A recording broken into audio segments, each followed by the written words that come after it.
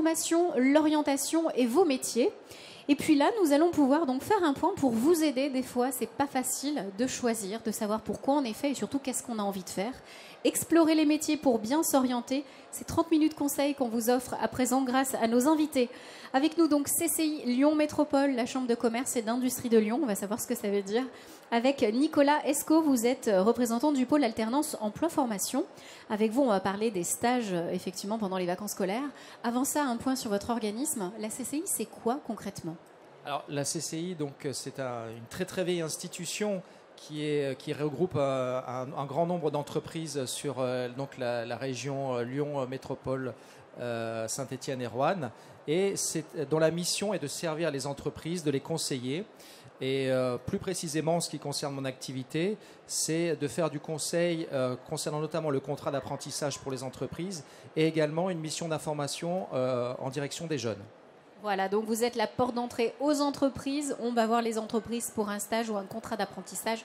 Donc on va mettre de côté tous ces conseils. Merci encore d'être là. À vos côtés aussi, il y a Sylvain Chèbre. Vous êtes ingénieur donc pour l'école à la mission École Entreprise du Rectorat de Lyon. Vous représentez l'éducation nationale. Alors concrètement, comment est-ce que vous travaillez avec ou pour ces jeunes ? Alors nous, en fait, notre action principale, c'est de nouer des partenariats avec le monde économique, donc les branches professionnelles, de manière à permettre la rencontre entre ce monde professionnel et les établissements scolaires, donc collèges et lycées, et de mettre en place toute une série d'actions dont on pourra parler tout à l'heure, entre des visites d'entreprise, des interventions en l'établissement, etc. Voilà, notre objectif, c'est ça. Effectivement, et ça, c'est un vrai plus parce qu'on est dans le concret, on met les pieds, même si on est jeune, au cœur de l'entreprise. C'est comme ça qu'on choisit sa voie. Enfin, à vos côtés, Sylvie Thévenard, vous êtes inspectrice de l'éducation nationale, donc en charge de l'information et de l'orientation. Concrètement, là aussi, comment vous travaillez pour aider nos jeunes à trouver leur voie ? Alors, nous, notre rôle, donc, c'est de préparer toutes les phases d'orientation, donc les phases de dialogue avec les familles, au premier trimestre, au deuxième trimestre, au troisième trimestre, d'organiser l'affectation, donc après la troisième, et de gérer aussi l'application Parcoursup. Donc voilà, donc on est sur vraiment l'organisation donc des circuits pour s'orienter et trouver sa voie dans les établissements publics et privés sous contrat après la troisième, et puis sur le post-bac, voilà, la gestion de l'application Parcoursup qui est connue donc pour les élèves de terminale professionnelle ou voilà. Donc, grâce à vous, on va pouvoir voir qu'à différentes étapes de formation, de la troisième jusqu'à l'université, on peut mettre un pied dans le monde de l'entreprise. Alors, la question, c'est explorer les métiers pour bien s'orienter. Premier point, comment est-ce qu'on découvre un métier? Quels sont les conseils que vous donnez aux jeunes? Quelles sont les possibilités? Nicolas. Alors, je dirais que le premier conseil que je pourrais donner, c'est partir de son réseau personnel, c'est-à-dire vos parents et les amis de vos parents, pour leur demander tout simplement de découvrir leur activité. C'est le plus simple au début, plutôt qu'aller chercher des choses extrêmement compliquées. Partir de son réseau personnel et dire, voilà, peut-être je vais découvrir la comptabilité. J'ai un ami de mon père qui est comptable. Est-ce que je peux lui demander de passer une journée, 2 journées dans l'entreprise et découvrir la réalité de son métier? Moi, c'est le conseil de base que je donnerais prioritairement. Donc déjà, le bouche à oreille, poser des questions aux gens qui font ce métier-là, dans l'entourage, papa, maman, les frères, les amis, les voisins, les cousins. Renseignez-vous déjà, donc déjà à l'oral. Ensuite, on le sait, tout autour de nous, vous avez l'ONICEP qui est pas loin, vous avez des fiches métiers. On peut découvrir aussi déjà des critères sur Internet ou sur petits bouquins, tout simplement les fiches métiers. Et ensuite, on a reportage, témoignage. On va sur Internet, on tape le nom du métier, on découvre aussi des choses. Et là aussi, au sein de l'école, de l'établissement, quel lien on peut avoir grâce à l'éducation nationale sur les métiers? Là, je me tourne vers vous, Sylvie et Sylvain. Comment est-ce que vous aidez les jeunes à avoir un pied vers le monde de l'entreprise? Qu'est-ce qui se fait? Parlez-moi de vos partenariats ou du lien avec les professeurs, les entreprises. Alors, c'est vrai qu'on travaille donc, avec les professeurs donc, du collège au lycée. Tous les professeurs principaux, c'est vrai qu'ils ont cette mission d'accompagner les élèves au niveau des projets d'orientation. Ils sont donc, ils proposent un certain nombre de démarches, d'actions. Et l'angle d'attaque, donc effectivement, il y a connaître son environnement, les associations, les organisations, les entreprises, mais c'est aussi le travail sur soi. Et donc, ce qui est important, c'est aussi donc, un moment de se dire, mais moi, qu'est-ce qui m'intéresse? Quels sont les métiers de rêve? Identifier un peu ses points forts, ses centres d'intérêt, pour commencer, je dirais, déjà à explorer ces secteurs-là. Ce n'est pas forcément enfermant, hein, mais c'est aussi une première dynamique qui va donner un peu envie d'aller voir comment les choses se déroulent dans le monde professionnel. Donc, est-ce que c'est le conseil quand on cherche un métier? Est-ce qu'il faut chercher les choses que l'on aime ou les choses pour lesquelles on est bon? Par exemple, il faut regarder son bulletin scolaire. Tiens, je suis super bon en maths, je vais aller voir dans cette branche-là. Quel conseil vous pourriez donner? Comment bien choisir? À côté, je vous dis juste comme ça la petite info, vous avez quiz et météo des métiers, vous avez des bornes, 10 bornes interactives, c'est gratuit. Vous pouvez tester avec un petit sondage éventuellement les métiers qui vous collent, qui ressemblent à votre personnalité, qui pourraient vous être conseillés. Au-delà de ça, qu'est-ce qu'on peut donner comme conseil? Voilà. Si on a envie d'aller à tâtons, on se dit tiens, j'aime le sport, j'aime le foot, est-ce que je vais vers les métiers du sport? Ou est-ce que tiens, je suis super bon en maths, je vais peut-être regarder là-dedans? Quel conseil on peut leur donner? Moi, j'aurais tendance à conseiller d'aller vers ce qu'on aime, mais le problème, c'est qu'on n'aime que ce qu'on connaît. Donc, une des premières choses, c'est de vérifier que il n'y a pas des connaissances qu'on n'a pas. Donc, c'est d'être curieux et de voir tous les métiers qui peuvent exister. Alors, on a des salons comme ici qui sont très intéressants. Plus concrètement, si vous n'avez pas l'occasion de participer à des salons comme aujourd'hui, il faut savoir que donc, nous, à la mission Éducation Économie, on propose toute une série d'actions, que ce soit des visites en entreprise ou des interventions de professionnels dans les établissements. Ces actions sont à disposition des établissements, donc n'hésitez pas à en parler à vos professeurs principaux et à les solliciter sur le sujet, parce que ça existe. Et vous pouvez leur dire qu'ils peuvent nous contacter à la mission Éducation Économie. Voilà, il y a un service spécifique au rectorat pour ça. Mais donc le conseil, je dirais que quand même, pour s'épanouir dans un métier, il faut quand même aller plutôt vers ce qu'on aime faire. J'aurais tendance à dire ça. Voilà, aller à la passion. Alors, on va parler des stages, qui est la première étape pour déjà mettre un pied dans le monde de l'entreprise. Au niveau des stages, on a les stages de 3e, Sylvie. À quel moment aussi on peut en faire? C'est vrai qu'on a une super slide là, qui nous explique qu'on a quand même plusieurs solutions au cours de sa carrière. Alors, oui, cette slide, elle a été réalisée notamment aussi en lien avec les réformes qui sont actuelles. Donc, ce qu'il faut savoir, c'est qu'il y a la loi sur la liberté de choisir son avenir professionnel, là, qui est donc toute récente, maintenant permet donc d'autoriser les jeunes dès la 4e donc de faire des stages d'observation. C'est vrai que quand on a 13-14 ans, on ne peut pas non plus effectivement travailler, je dirais, comme un salarié lambda. Il y a des conditions à remplir. Donc ces stages d'immersion, ils existent en 4e, donc classique. En 3e, il y a le stage classique donc de 3e d'une semaine, mais aussi il y a aussi les 3e préparatoires, donc prépa métier. Ce sont les nouvelles appellations des 3e préparatoires à l'enseignement professionnel. Donc ces prépa métiers, c'est aussi donc un temps important qui sera dédié à la découverte des métiers, donc des découvertes professionnelles. Et puis après, au niveau des lycées, donc sur les lycées de la voie professionnelle, effectivement, il y a des temps vraiment d'immersion où on rentre, on est vraiment immergé et on travaille comme un professionnel. En tout cas, on apprend son métier. Donc, dans le cas donc, des CAP, alors, là, le temps qui est indiqué, c'est le temps lorsqu'on est à temps plein à l'école. Alors, bien sûr, il y a aussi la formation par apprentissage qui permet aussi, donc, où le temps en immersion professionnelle est un peu plus long. Donc voilà, ça c'est les nouveaux temps dédiés donc du CAP, du bac pro. Et la particularité dans les terminales professionnelles, cette année, en 2020, avec les réformes, il y aura donc un temps vraiment dédié, un module sur l'insertion professionnelle pour préparer son insertion. Et puis un autre module qui sera aussi poursuite d'études. Ça, ce sont les changements sur la réforme du lycée professionnel. Ok, donc la bonne nouvelle, c'est que déjà quand vous êtes en enseignement, tout simplement dans votre cursus de formation, l'établissement vous propose de faire des stages. Et maintenant, on a la chance d'avoir la cerise sur le gâteau, les chambres consulaires, CCI et CMA, qui vous proposent de faire des mini-stages.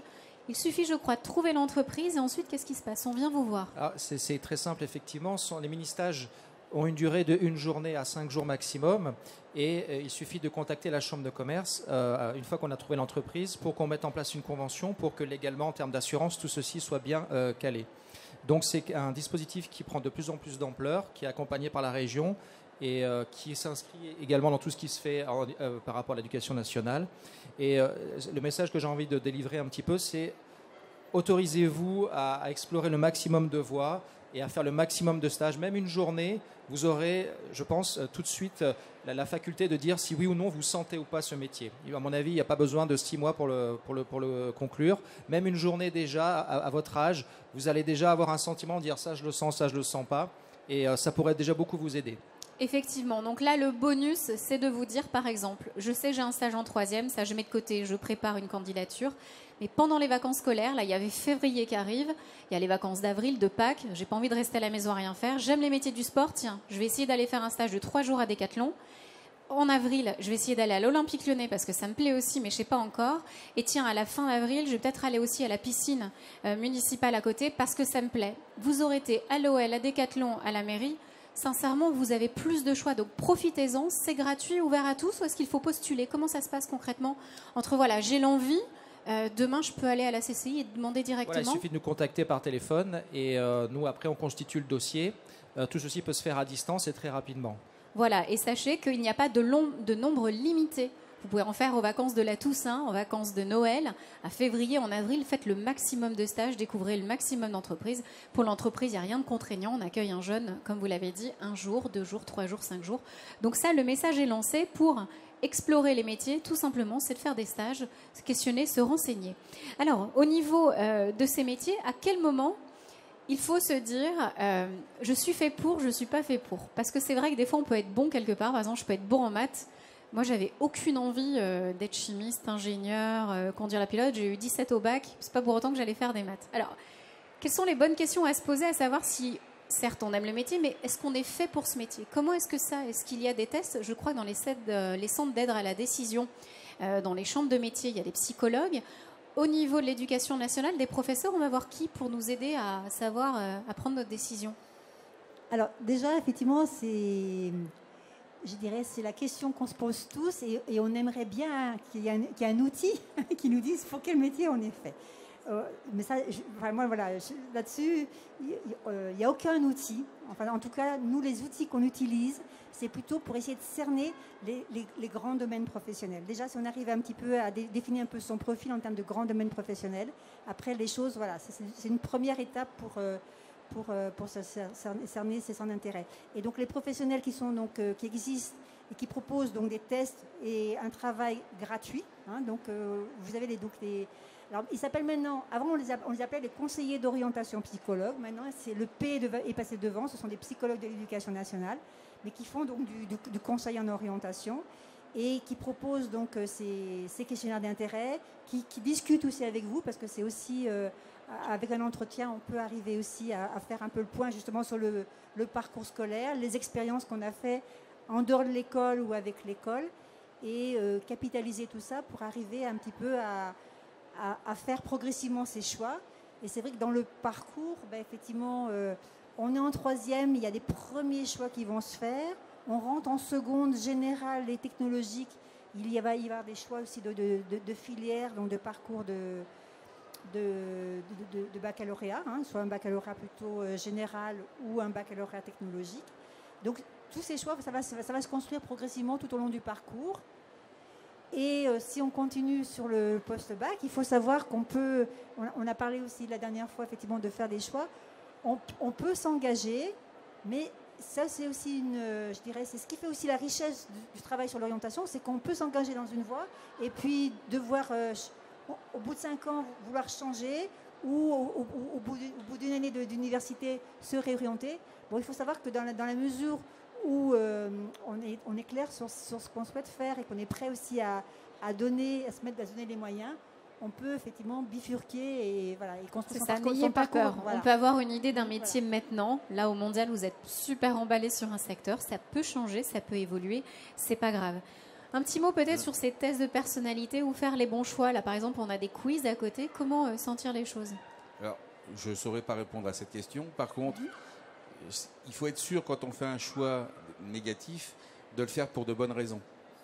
Alors, c'est vrai vous êtes un bon exemple, puisque bonne en maths, et puis finalement, pas de volonté de faire une carrière scientifique. C'est un peu le constat qu'on fait aujourd'hui, c'est qu'en terminale scientifique, on a à peu près 50-50% filles, garçons. Et dans les études qui suivent, les études scientifiques supérieures, on tombe à 20%.